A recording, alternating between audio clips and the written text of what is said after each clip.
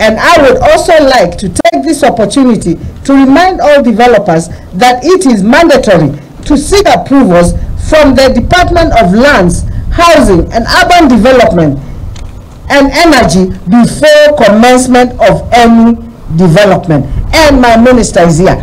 It doesn't matter who you are, whether you're doing a wall, you're doing a toilet, you're doing a kiosk, you're doing large investment like this, you must get approval from the county government, and that is the law. We'll endeavor to promote the local economy and other enterprises by utilizing the local available raw materials for construction. For example, we encourage them to source building materials such as sand,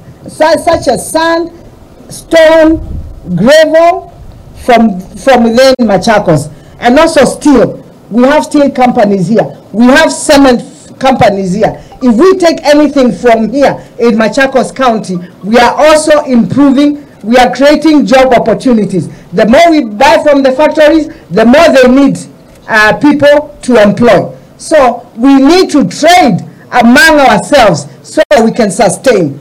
There is a law. Yeah. Here we have the national government and the county government. We work in collaboration. There are laws that affect the national government. There are laws that are there for county, and the laws for county must be followed. Nake ule wari minister wa biraro mudweto